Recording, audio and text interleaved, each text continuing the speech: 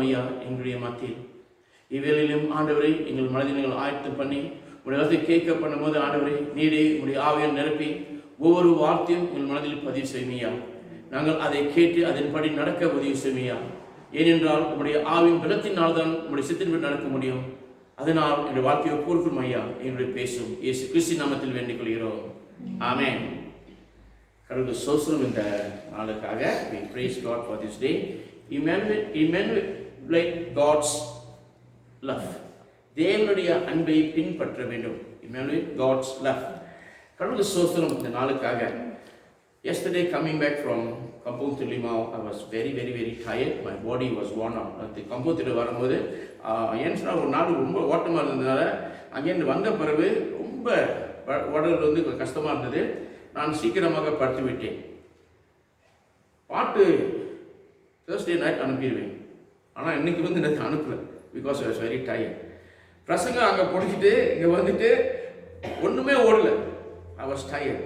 கடவுள் சொன்னார் படு ஓய்வு எடுந்து சொன்னார். காலையில் ஓடிட்டு காலையிலே எந்திரிச்சு ஆயத்தம் பண்ணேன். early morning I woke up, I did preparation and it is important for the body to rest. உடம்புக்கு வந்து நம்ம ஓய்வு கொடுக்கணும். ஓடிக்கிட்டே இருந்தால் திடீர்னு ஜாம் ஆகிடும் நடு ரோட்டில். Suddenly it will jam middle of the road. But I am thankful to God. God gave me a good rest and today I feel fresh. நேற்று வந்து தேவன் நல்லா ஓய்வு கொடுத்தார். இன்றைக்கு கொஞ்சம் நன்றாக இருக்குது. We are looking at this theme. இந்த கருப்பொருளை பார்க்கும்போது தேவனுடைய அன்பை பின்பற்ற வேண்டும். தேவனுடைய அன்பை பின்பற்ற வேண்டும். இந்த உலகத்திலிருந்து நாம் எல்லாத்தையும் பின்பற்றுவோம். ஆனால் தேவனுடைய அன்பை பின்பற்ற ரொம்ப கஷ்டமாக இருக்கும். We will follow all things what the world tells us to do, but it is always very difficult to do what God tells us to do. How God has shown His love for us. நாம் பார்க்கிறோம் யோவான் 15ஆம் அதிகாரம் 9ஆம் வசனத்திலே John 15:9 we are reminded பிதா என்னில் அன்பை கூறுகிறது போல நானும் உங்களில் அன்பாய் இருக்கிறேன். என்னுடைய அன்பிலே நிலைத்து இருங்கள். என்னுடைய அன்பிலே நிலைத்திருங்கள். It is a call. அது ஒரு அழைப்பு. தேவனுடைய அன்பில் நிலைத்திருக்கிறது. It is important that we observe this. இது வெறும் முக்கியமாக இருக்கிறது. How can we follow God's love? எப்படி தேவனுடைய அன்பை நாம் பின்பற்ற முடியும்? முதலாவது நாம் பார்க்கும்போது firstly we see it is very tough to follow God's love. ரொம்ப கஷ்டமா இருக்கும் தேவனுடைய அன்பை நாம் பின்பற்றுவதற்கு. ஏனென்றால் தேவனுடைய அன்பு வந்து நேசித்து கொண்டே இருப்பார். God's love is to love and to love and to love. நேசித்து கொண்டே இருப்பார். நீங்க யாரா இருந்தாலும் எவரா இருந்தாலும் நேசித்து கொண்டே இருப்பார். He will not stop loving you no matter who you are, what you are. It is easy to love somebody who listens to us. நமக்கு கேட்கிறவனுக்கு நேசிக்கிறது ரொம்ப வசதி தான். ஆனா நம்ம எதிர்த்து நிக்கிறவனுக்கு அன்புகிறது ரொம்ப கஷ்டமா இருக்கும். ஆமா இல்லையா? Those who are against us, those who rebel against us, those who criticize us, it is very difficult. Those who go the wrong way, கெட்டவர்கள் சிலர் அவரை நேசிக்கிறதுக்கு வந்து ரொம்ப கஷ்டமா இருக்கும். நாம் பார்க்கிறோம் எபிரேயர் 12:6 வந்து தேவன் வந்து தண்டிப்பார். அவர் அன்புனாலே தண்டிக்கிற தேவனா இருக்கிறார். அதே மாதிரி நம்மளும் தண்டிக்க ஆயத்தமா இருக்கிறோம். அதான் தேவனுடைய அன்பை பின்பற்றுது. It's because God loves, He rebukes. To follow God's love, it is not easy, but we must learn to rebuke. வெளிப்படுத்தல் 3ஆம் அதிகாரம் 19ஆம் வசனம் என்ன சொல்கிறது? Revelation 3:19 what do you say? Those whom I love, I rebuke. நான் நேசிக்கிறவனை நான் தண்டிப்பேன் என்று. ரொம்ப கஷ்டமா இருக்கு. It's very difficult. If you want to emulate God's love, you must learn to rebuke. You must learn to love. Okay, நீங்க தேவனுடைய அன்பை பின்பற்றினால் நீங்க தண்டிக்க ஆயத்தமா இருக்கணும். Why does God disciplines? ஏன் தேவன் தண்டிக்கிறார்? Because He loves you. ஏனென்றால் உங்களை நேசிக்கிறார். அவர் உங்களை நேசிக்காவிட்டால் போடா சாவுடான்னு விட்டுருவார். He will say go and die lah. He don't want any of us to end up in a hell. யாரும் நரகத்துக்கு போன பிடிக்காது தேவனுக்கு. God is looking in the good of every one of us. தேவன் நம்ம வாழ்க்கையில எல்லாம் நல்ல காரியத்தை யோசித்து கொண்டே இருக்கிறார், பார்த்து கொண்டே இருக்கிறார். He don't want to see the bad in us. நம்ம கெட்டதை பார்க்காமல் தண்டிப்பார். ஏய் செய்யாதே, போவாதே, பேசாதே. You will say don't go here, don't go there, don't do this and so on. Don't think of இதை நினைக்காதீங்க. அவருக்கு தெரியும். ஏனென்றால் தேவனுக்கு எல்லாம் அறிந்த தேவனா இருக்கிறார். He knows everything. Remember Psalm 139? சங்கீதம் 119 எல்லாம் அறிந்த தேவன். எல்லாத்தையும் நம்ம என்ன செஞ்சிடலாம்? இல்ல போய் சொல்லிடலாம். We can lie to everybody. No, everything is okay. But no, not to God. So God knows. Sasha, what you are thinking is not right. I want to thank you. Sasha, நீ நினைக்க சரியில்லை, டக்குன்னு கொட்டுவாரு. நம்ம யாரும் கண்டிதானே இருக்கோம், கோபம் திரும்ப இல்லையா? When we rebuke somebody, they will get angry with you. And they think what happens? அப்படியே ரெண்டு அடி எடுத்து காணாம போயிடுவாரு. Okay, they take 2 steps and move away.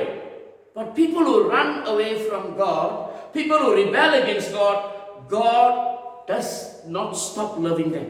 தேவனிடத்திலே கண்டிக்கும் போது அவர்கள் ஓடி போறாங்க, தேவன் அவரை நேசித்துக் கொண்டே இருப்பார். அதே மாதிரிதான் நாம் என்ன செய்யணும்? நேசித்துக் கொண்டே இருக்க வேண்டும். எப்ப தண்டிக்க முடியுமோ தண்டிக்க வேண்டும். You must continue to love, and when there's a time to rebuke, you must rebuke. You cannot say it's all right, close my eyes, கட்ட முடியும், பரவாயில்ல.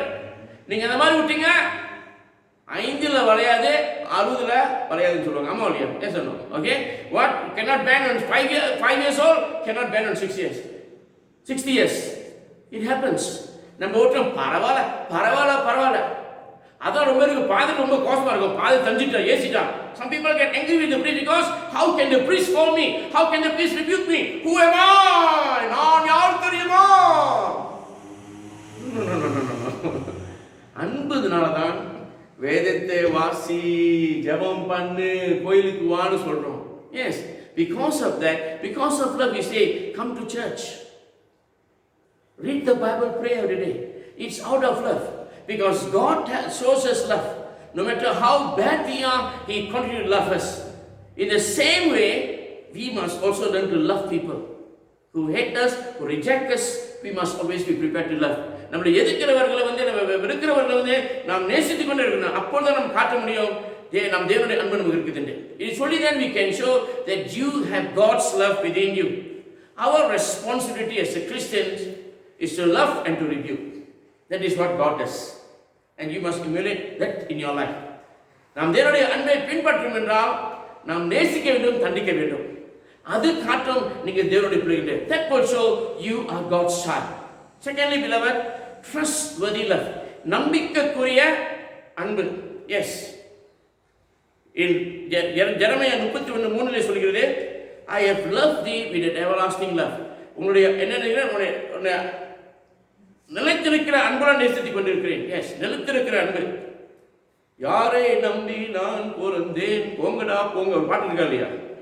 S, how can I cannot believe anybody, but you can trust God. தேவனை நீங்கள் பார்க்கலாம். அந்த நம்பிக்கை தேவனை காட்டிக்கொண்டே இருக்கிறார். அவரை நம்பி நாம் வாழலாம். நம்பி வந்தேன் மேசையானா, நம்பி வந்தேன். why நம்பி வருகிறோம்? ஏன் நம்பி வருகிறோம்? ஏன்னா நம்ம அவரை நோக்கி வரும்போது தேவன் நம்மளே சந்திப்பார். அந்த நம்பிக்கை இருக்குது. அந்த நம்பிக்கையோடு நம்ம வருகிறோம். யாரையும் தள்ளிவிட மாட்டார். He will not reject anybody. யாரும் சரி, அவரை நம்பி நாம் வரும்போது, those who come trusting in Him, He will be there to accept. இந்த கோவிட் காலத்தில் நிறைய பேர் தேவனை தேடி வருவார்கள். அன்பார்ச்சுனேட் 2 வாரத்தில் நான் கோலம்பூர் அடிக்கிற போயிடுறேன் மீட்டிங்னால. ஆனால் அங்கே தொடர்ந்து இருக்கும்போது ரொம்ப பேர் உட்கார்ந்து பறிச்சுட்டு போவார்கள்.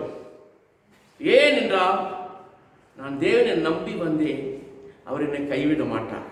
நான் பாவத்தில் இருந்தேன், நான் பாவத்தில் விழுந்து விட்டேன், அவரை நம்பி வந்தேன், அவர் என்னை ஏற்றுக்கொள்வார்.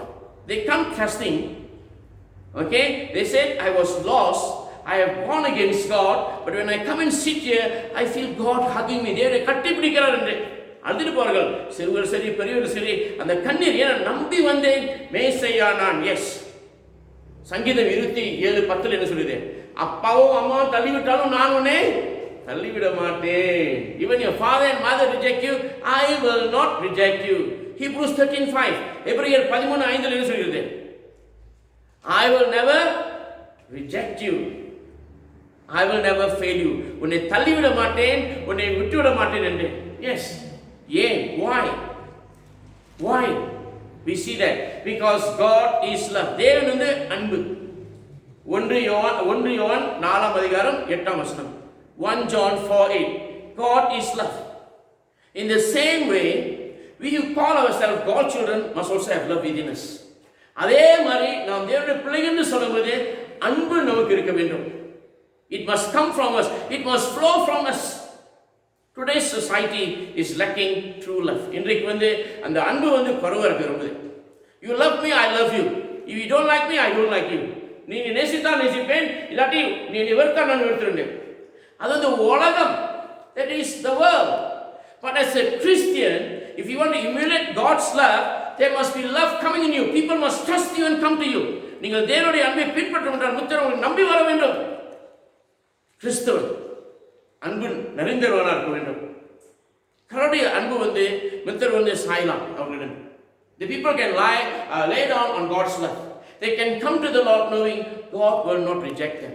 அவர் தேவன் நம்மை தேடி வரலாம் என்றால் தேவன் தள்ளிவிட மாட்டார். அதே போல நாம் என்ன செய்யலாம்? தேவனிடத்தில் வரலாம். We can also come to God. அதே போல நாம் கிறிஸ்துவை நாம் செல்ல முடியும். நம்ம ஒரு கிறிஸ்தவனாக இருக்கும்போது அந்த அன்பினை காணும். யாரையும் தள்ளிவிடக்கூடாது. We should never reject anybody, no matter what they done. இந்த 30 வருஷத்துல ஊழியத்தில் பாருங்க, ஒரு நேசிப்பார்கள், வெறுப்பார்கள்.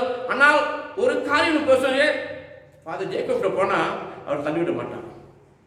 They said, in my 30 years, one thing, people who have heard, people have said so many things, but they say, when I come to you, you have never rejected. Because God has never rejected, I must also not reject anybody.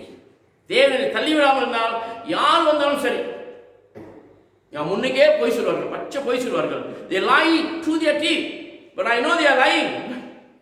But I accept them. ஏனென்றால் தேவனுடைய பிள்ளைகள். If I reject anybody, I know God is going to reject me, because God said, I called you and made you my servant. I made you my son. நான் உன்னை தேர்ந்தெடுத்து ஒரு உபதேசராக வச்சிருக்கிறேன். நான் ஒரு பிள்ளைகளாக வச்சிருக்கேன். நான் எப்படி உன்னை நேசிக்கிறேனோ அது போல நான் நீ மித்திரம் நேசிக்க வேண்டேன். தேவனுடைய அன்பை நம்பி வரலாம். அதே போல நம்மளுடைய நம்ம கிறிஸ்துவா இருக்கும்போது மித்திரவை நம்பி வர வேண்டும். அவரை நேசித்து கொண்டே இருக்க வேண்டும். Do not let the world take control of you. உலகத்துக்கு நான் ஒப்பு கொடுத்தனா நம்ம நேசிக்க முடியாது. If you give room to the world, you cannot love people, because the world will say, don't love, நேசிக்காதே, தள்ளி விடு. உலகம் தான் சொல்லும். ஆனால் ஒரு கிறிஸ்தவன் சொல்லும்போது மித்திரன் நம்பி தேடி வரலாம், கிறிஸ்தவனை தேடி வரலாம். But a Christian, you can come, they can come to you because they know you will not reject. And finally, கடைசியாக வெற்றி உள்ள அன்பு, a triumphant love. பரிசுத்த பவுல் எழுதுகிறார் 1 கொரிந்தியர் 13:8, love never fails. அன்பு வந்து fails. What do you say? Love never fails. வெற்றி வரும். ஓகே, அன்பு வந்து வெற்றி கொடுக்கும் நம்மளுக்கு. தோல்வி இல்லை. அன்புக்கு வந்து தோல்வி இல்லை. When you love, you see, God's love was so triumph. Devil wanted to destroy God, destroy Jesus. நாம் பார்க்கிறோம், சாத்தா வந்து இயேசுவை அப்படியே ஒளிச்சுக்கிட்டாங்க.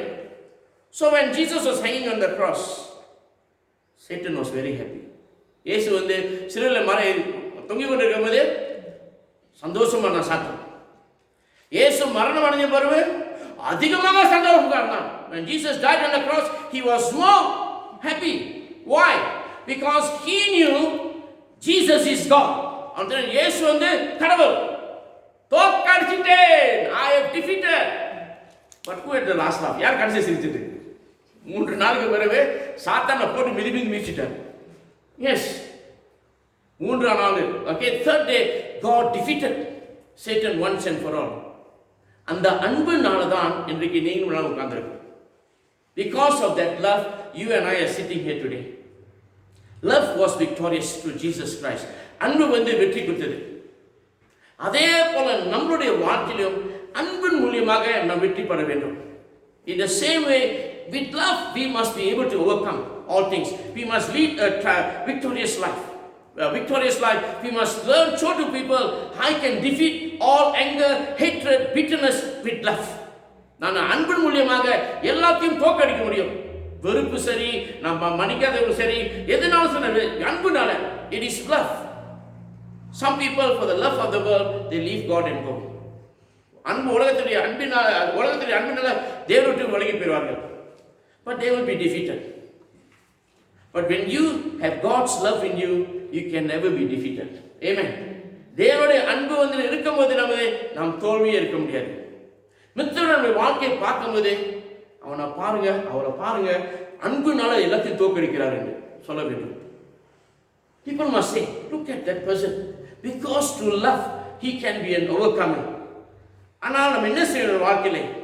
நாம் தேவனுடைய அன்பில் வளர வேண்டும் ஒவ்வொரு நாளும். We must grow through God's love. எப்படி வளர முடியும்? அந்த அன்பை நாம் வரவழைக்க வேண்டும். We must welcome the love into our life. I believe in Jesus is not enough. நான் இயேசுவை நம்பினேன் அது பத்தாது. அந்த மாதிரி ரொம்ப பேர் சொல்லிக்கிட்டு இருக்கிறார்கள். A lot of people talk, I believe in Jesus, I know Jesus, but they have not received the love of Jesus into their life. They have not welcomed Jesus into their life. தேவனுடைய அன்பை வரவழைக்காமல் இயேசு உண்மையாக வரவழைக்காது. அதனால தான் ஒரு கோடி வாழ்ந்து கொண்டிருக்கிறார்கள், தோல்வியை வாழ்ந்து கொண்டிருக்கிறார்கள். Because of that, they lead a defeated life. அதான் வாழ்வை மாயம் என்று உட்கார்ந்திருப்பார்கள் பிரச்சனை போராட்டம் வரும்போது. ஆனால் தேவனுடைய அன்பில் நாங்கள் வாழ்ந்து கொண்டிருக்கும்போது உலகம் ஒன்று தோக்க அடிக்கவே முடியாது. When you grow in God's love, when you have Jesus' love in you, the world cannot defeat you. Because love can defeat everything. அன்பு வந்து எல்லாத்தையும் தோக்கடிச்சிடும். I didn't say. 1 Corinthians 13 says that. 1 கொரிந்தியர் 13:13 எல்லாத்துக்கும் அதிகமாக என்னது படிக்கிறீங்களாமா? 1 கொரிந்தியர் 13:13. இப்பொழுது விசுவாசம், நம்பிக்கை, அன்பு இம்மூன்றும் நிலைத்திருக்கிறது. இவைகளில் அன்பே பெரியது. அன்பே விசுவாசம், நம்பிக்கை, அன்பு. ரைட்? எல்லாத்தையும் அன்பு. அன்பே பிரதானம் சகோதரர், அன்பே பிரதானம். பாட்டு இருக்குமா இல்லையா அந்த காலத்துல? தமிழ் பாட்டுல இருக்கு, எல்லாம் மறந்துட்டாங்க ரொம்ப பேரு. புது பாட்டு. அன்பே பிரதானம். அன்பிலே வாழும்போது வெற்றி நமக்கு உண்டு. ஆமென். When you live in love, there is victory. And that is how Jesus gave us victory. அவரை நாம் பார்த்து பின்பற்ற வேண்டும். We must follow the examples of Jesus. What God has done in our life. It is only then we can lead a victorious life. கஷ்டமா இருக்கும் வெறுப்புறவர்களை நேசிக்கிறதுக்கு, நம்முடைய எதிரிகளை நேசிக்கிறதுக்கு. ஆனால் தேவனுடைய கட்டளை அவரை நேசிக்க வேண்டும் என்று நம்பிக்கைக்குரிய அன்பு. Okay, trustworthy love. மித்திரனை பார்க்கும்போது அவரை நம்பி நாம் போகலாம் என்று சொல்ல வேண்டும். கடைசியாக நான் பார்த்தோம், தேவனுடைய அன்பு வந்து வெற்றி கொடுக்கும். God's love will give us victory. அந்த தேவனுக்கு நாம் ஒப்பு கொடுப்போம். அந்த தேவன் நம்மளோடு இருந்து நம்ம வழி நடத்துவார். அவரை நம்ம மனதில் வரவழைப்போம். Let us welcome the Jesus into our heart. ஆரம்பத்தில் நாம் பாடணும், வாரும் இயேசு சுவாமி, வாரும் இயேசு சுவாமி. அந்த இயேசு நம் மனதில் வரவழைப்போம். அவருடைய அன்பு நம் மனதில் தங்க விடுவோம். ஆண்டவரை வழி நடத்தும் ஐயா, உம்முடைய சித்தத்தின்படி நான் நடக்க வேண்டும் ஐயா, உம்மை பின்பற்ற வேண்டும் ஐயான்னு சொல்லுவோம். நிச்சயமாக மித்திரனுடைய வாழ்க்கையை பார்க்கும்போது அவர் இயேசுவை காண்பிப்பார்கள். அவர் இயேசுவை காண்பிக்கும் போது இயேசுவை தேடி வருவார்கள். நிச்சயமாக தேவன் அவர்களையும் ஆசீர்வதிப்பார். எப்படி நம்மளை ஆசீர்வதிக்கிறாரோ, சந்திக்கிறாரோ, அதே போல அவர்களையும் சந்திப்பார். தேவனுடைய அன்பை நாம் பெற்றுக்கொள்வோமாக. ஹல்லேலூயா, ஹல்லேலூயா, ஹல்லேலூயா, ஹல்லேலூயா. வாரும் இயேசு சுவாமி வாரும், வாரும் இயேசு சுவாமி வாரும், வாரும் இயேசு சுவாமி வாரும், இயேசு சுவாமி வாரும், வாரும் இயேசு சுவாமி வாரும், வாரும் இயேசு சுவாமி வாரும், வாரும் இயேசு சுவாமி வாரும், வாரும் இயேசு சுவாமி வாரும், இயேசு சுவாமி வாரும், இயேசு சுவாமி வாரும். ஆம் சுவாமி, வாரும் ஐயா, எங்கள் மனதில் வாரும் ஐயா, எங்கள் மனதில் தங்கும் ஐயா, உங்களுடைய அன்பால் நிறைவேற்றும் ஐயா. எங்களுடைய அன்பை பின்பற்றி மித்திரர்கள் உங்களுடைய அன்பை எங்கள் மனதில் வாழ்க்கையில் காண வேண்டும் ஐயா. எப்படி நாங்கள் வெற்றியோடி வாழ்கிறோமோ அவர்களும் வெற்றியோடி வாழ உதவியும் ஐயா. நன்றி ஆண்டவரே, நன்றி ஆண்டவரே. இன்றும் ஆண்டவரே, நாங்கள் ஆயத்து பண்ணும்போது உங்கள் நற்கனை இருக்கும்போது நீரே எங்களை சந்தியும் ஐயா. இயேசு கிறிஸ்து நாமத்தில் வேண்டிக் கொள்கிறோம். ஆமென்.